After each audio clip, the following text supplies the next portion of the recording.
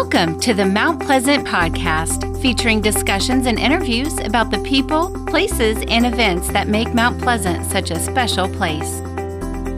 This is the Mount Pleasant Podcast. I'm your host, Brian Cleary, and all thanks to the great people of Mount Pleasant Magazine, I get the honor, the privilege of introducing you to Mount Pleasant, the people who make it such a special place to do business, to work, and even to live. We're introducing you to Mount Pleasant's best on the Mount Pleasant Podcast.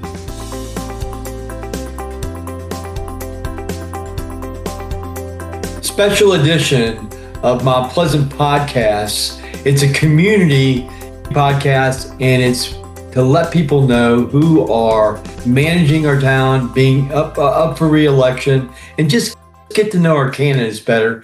And Mike, thanks for coming on, man. This is great for you to be here. So we appreciate the time. I'm so excited to be on with you, Bill. I appreciate you working so hard to protect, preserve, and tell the stories of Mount Pleasant for so many years.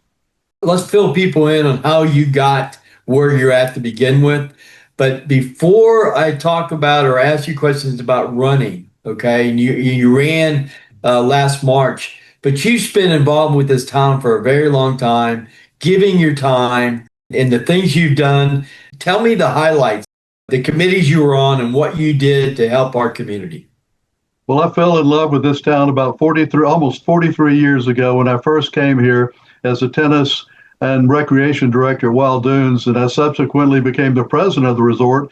But in doing that, I've brought tennis to so many people, professional tennis and also professional golf. And so we worked together to really tell the story of the Lowcountry in the positions that I had in golf and tennis over the years. I actually started the Charleston Golf Group, which was an important one just to celebrate the beauty of golf and the way golf and tennis and sports brings us together.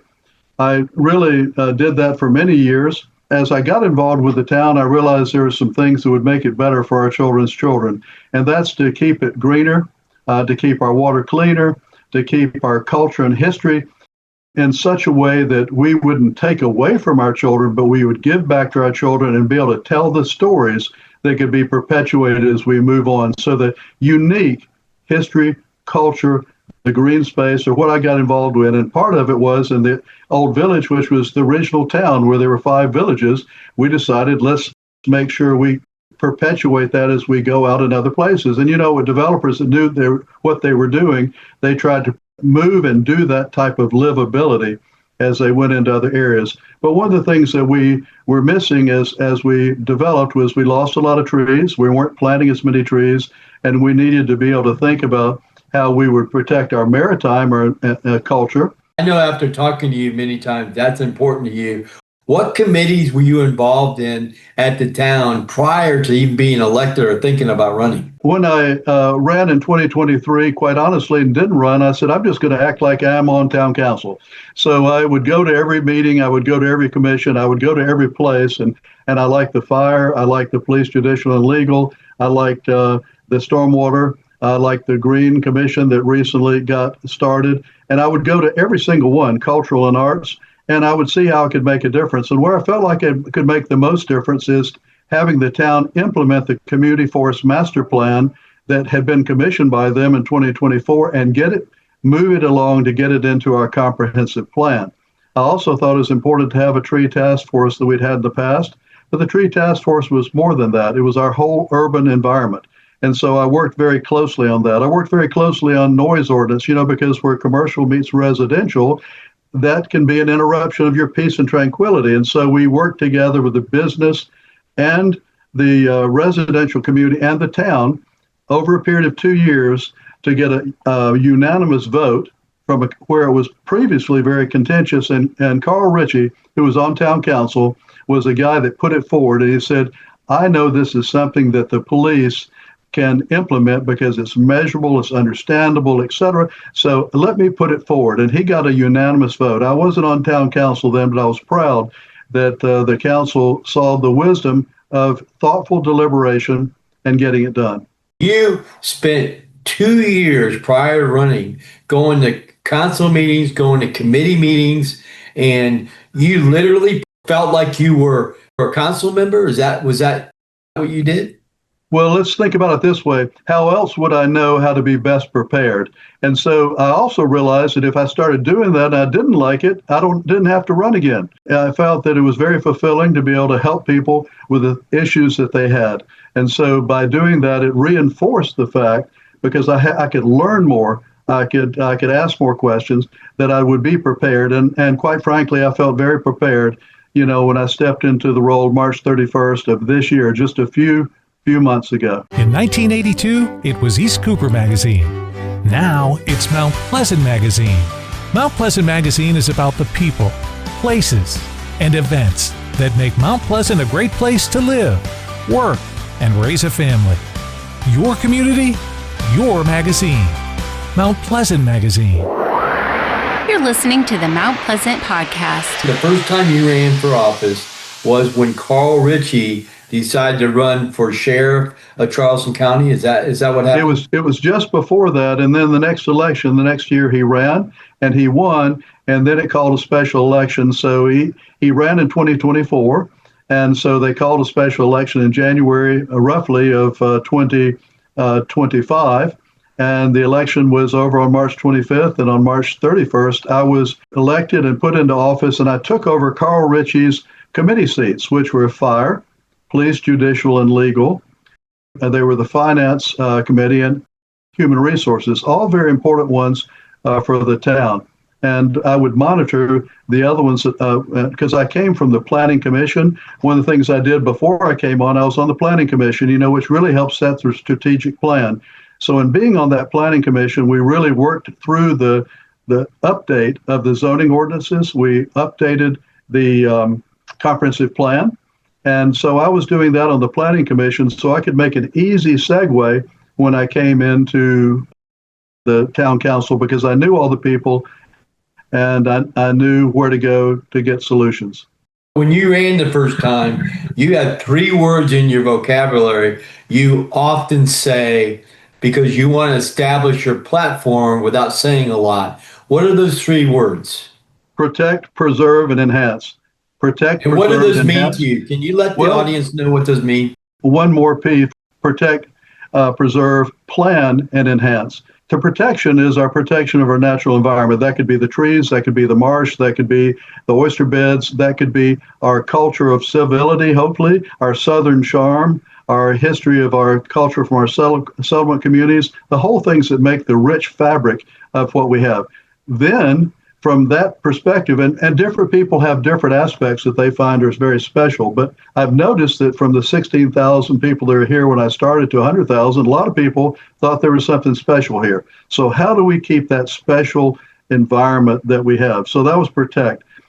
Preserve. Well, you can't cut it all down, you can't mow it all down, or you can't redevelop in a way that loses the character of our buildings and our structures and all the rest, our built environment as well as our natural environment. But also you have to have our cultural environment, and that's how we work together. So protect, preserve. Plan means you have to have a strategic plan in your business, in your life, and whatever. You have to have a strategic plan. So it tells you on all aspects of the town, how do we go about that? And from a strategic plan comes zoning ordinances and all kinds of other things. And then enhance. So the community forest master plan is all about not being haphazard in how we preserve, protect, and plan, but how we have that plan out there to enhance it. And so in the community forest master plan, that means planting the right tree at the right place, not planting under Dominion power line, but planting it away from that. Planting where you need shade in a playground. I was out at a Miriam Brown playground yesterday with the pickleballers, and we were determining where a tree would go because that was an important part of shade between when you're playing basketball or when you were doing pickleball. So the reality is of putting in a place that matters. So protect, preserve, plan, and enhance. I like the consistency of that when you say it, because you say it often. When you got elected and fulfilled Carl Ritchie's seat, what surprised you about since you were practicing to be a council member, were there very many surprises? Do you think everybody gets along on town council?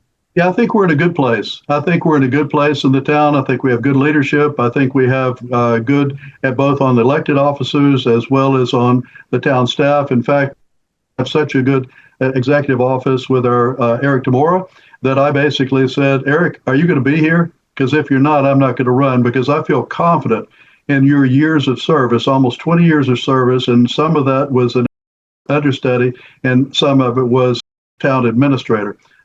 I felt that overall we had a very good group of people. They were cohesive, they were working together, and really that goes back to enhancing. How can we tweak things? So if a business owner or a residential person needs to streamline permits, for example, I can help them figure out how to do that, but without jeopardizing what's so important to us, I felt very good about who we had, and I felt that if anything, I could be a bridge between different, perhaps sometimes, infrequently, sometimes disparate voices.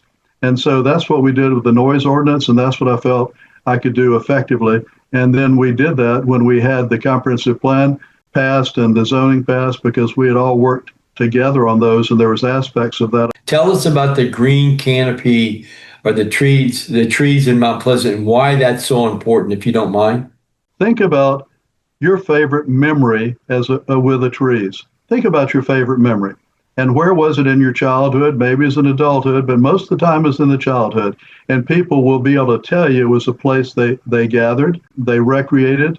Before air conditioning, that's where you went, under the canopy of the trees. It would also be a place that nourished us because of the pecans or the fruit trees. And another way it would do is it would help with storm drainage. And that's a critical issue in our rising tides today that will help with our storm drainage. Another thing is, I lived in Venezuela on a busy road. I put in trees, and obviously it soaked up the carbon dioxide, and we had more oxygen.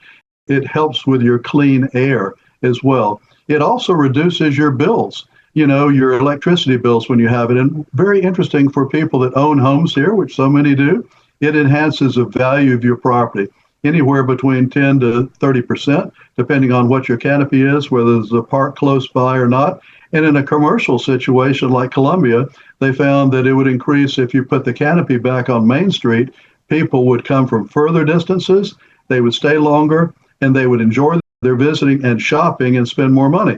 It's just good for everybody as far as this canopy of trees. And what we have left today in many ways is the vestige of what was left after we had farming, we had cotton, we had rice, and various other things. But along all of our roadways, whether you were galloping with a horse or you were coming in a motor car or a Lamborghini, those big trees were kept. Like in the old village and around town, whether you got Angel Oak on the other side of town, not this town, but the area here, where you have big trees in downtown Old Village. We know where those big trees are, and they're like friends. But they do all the other things we mentioned. Our tree canopy has been diminished over the years. We got a big hit with Hurricane Hugo, never really intentionally planted back. We really haven't had an intentional plan to plant our trees in the right place at the right time in the history of Mount Pleasant. Now we've passed the fact that we are going to be planting that. We have a lot of the steps to do it in the Community Forest Master Plan that's on the town's website. And you can see it's about 200 pages, so it's quite thoughtful. And it talks about how we can do that. So when we come back years from now, people will notice the ever increasing the beauty of it over the years. And they'll also realize we'll never have a die-off of the same type of tree. We won't have a die-off of chestnut trees or elm trees or a particular type of tree that was planted in masses in monoculture. No, we'll have planted intentionally a diverse canopy of trees, an understory, and native plants and pollinators that will keep our environment as strong as we possibly can. The first responders are important to any community.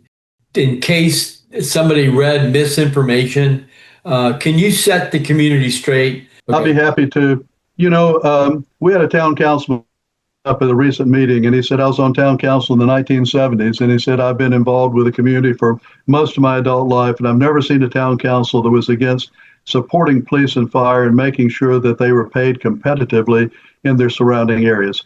We are nothing more than a continuation of that tradition. I voted for increases in police and pay, 3.5% July 1st. I voted for it and voted for support through our being on the Police Judicial Legal Committee as well as on the Fire Committee. And I voted for it most recently as a week ago at the Human Resource Committee meeting, where I motion to increase one piece of compensation, 4% piece, and then I was part of the group that unanimously voted to do it again. The controversy, if there is any, is that the town's property was reassessed. Your individual home was reassessed.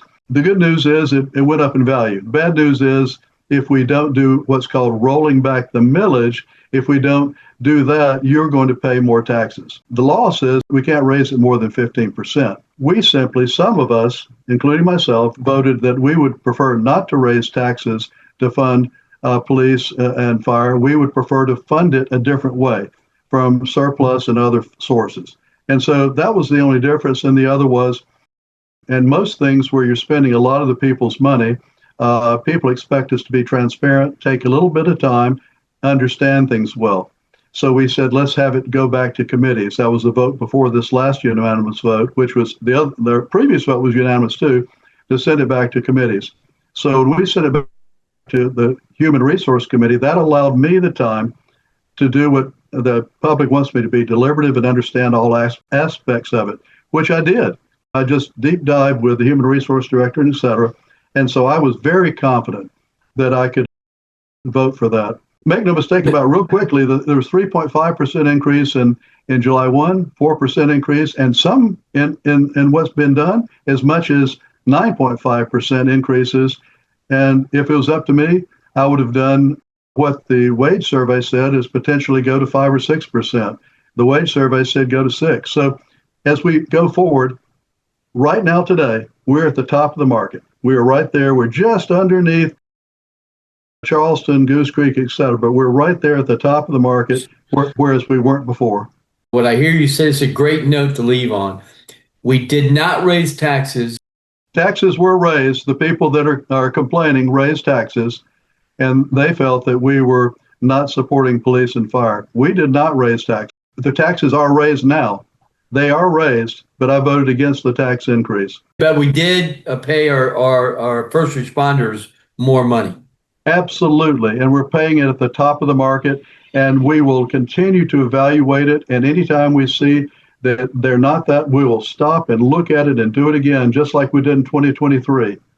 In 2023, out of the budget cycle, we realized there was a lack of competitiveness, and we voted for it. I wasn't there, but we voted for it. We did it again this time. Mike, good luck on your campaign. We appreciate you spending time so our audience could get to know what you're all about. And seriously, sir, good luck to you. Well, thank you. Together, I think we can work together to have a greener, more connected, more vibrant community in Mount Pleasant. I look forward to learning and serving each of you. Thanks for spending your time with the Mount Pleasant Podcast. Your community, your podcast. Listen to past and future episodes at mountpleasantpodcast.com.